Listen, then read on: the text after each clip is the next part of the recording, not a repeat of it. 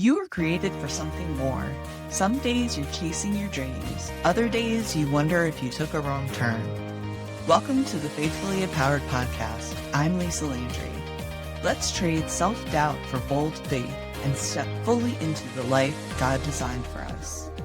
New episodes every Thursday. Subscribe wherever you get your podcasts. Let's live faithfully empowered.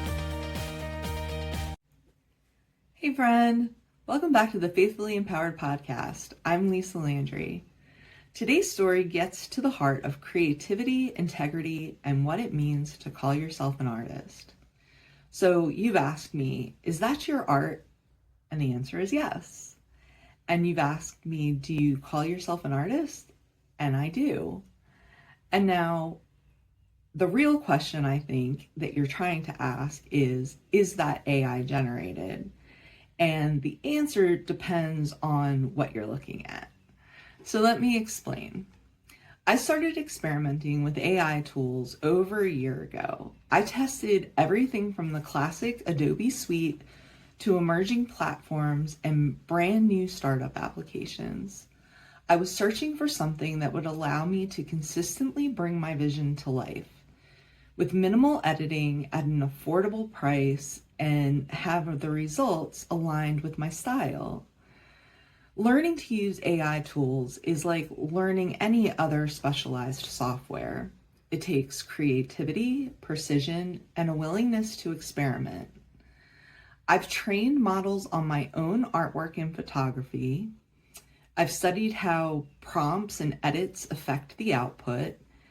And while some still see AI as a shortcut, what I've found is that it's simply another medium, like watercolor or oil or digital brushes. It requires a human artist to be its guide. And I am an artist. That journey began in 2016 on vacation in Florida. I talked my sister-in-law into doing a paint night with me at the mall.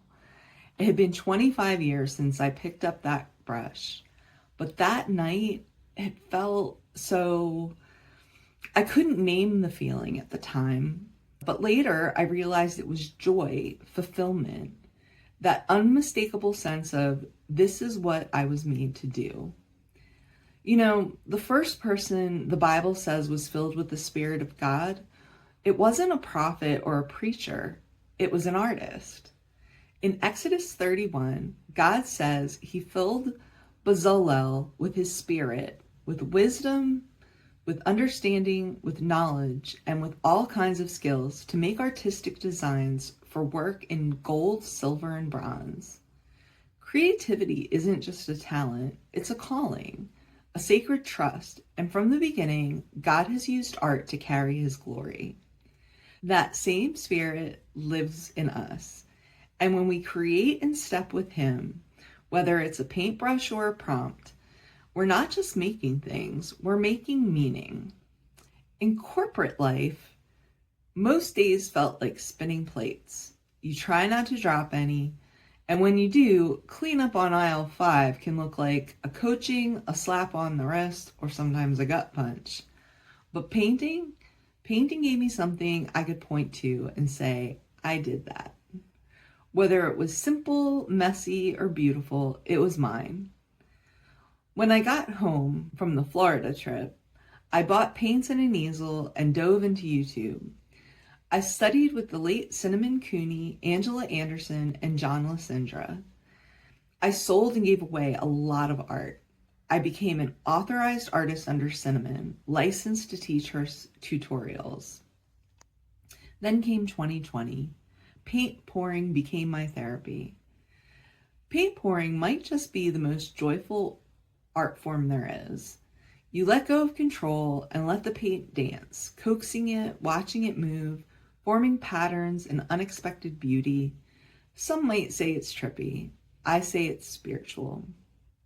From there, I moved into watercolors, surface pattern design, gouache, Procreate, and now AI. I create videos, I write, I teach. I'm a mixed media artist, a multi-passionate entrepreneur. That's who I am. So what is an artist? Julia Cameron, in The Artist's Way, says an artist is anyone capable of creative expression in whatever form that takes. Her work is all about nurturing your creative self so you can live more freely and fully. That's the heart of what I'm building in the Faithfully Empowered Studio membership. Creative devotionals and exercises that help you tune into the spirit, connect with your emotions, and bring clarity through expression. Whether you pick up a paintbrush or a pen, your soul gets to breathe. There's space for visual art, of course, but also for writing, poetry, or music. You can share a reflection, a song, or a prayer. At our monthly group coaching calls, you're invited to bring what you've created, your process, your words, and your voice. This is a place where your creativity meets your faith, where the spirit leads your brush or your keyboard. And yes, it's my art, and yes, I'm an artist. And if you're creating something, anything that helps you process, pray, or praise, you're an artist too. If this resonated with you, I'd love to hear your own creative story. Inside the Faithfully Empowered Studio membership, we'll explore these sacred spaces of creativity and spirit together. If you've been wondering how to express yourself more freely through color, through words, or through rest, this is your invitation. Sign up for the newsletter at faithfullyempowered.org and join the waitlist at the link in the description. We create, we lead, we live, faithfully empowered. Thanks for spending time with me today. If this episode encouraged you, I'd love to hear from you. Share it with a friend, leave a comment, or let me know where you're tuning in from. And don't forget to like and subscribe so you'll never miss what's next. Looking for more encouragement and resources? Head to faithfullyempowered.org to sign up for the newsletter and get access to the latest tools to grow in faith and confidence. Until next time, stay rooted, stay expectant, and live faithfully empowered.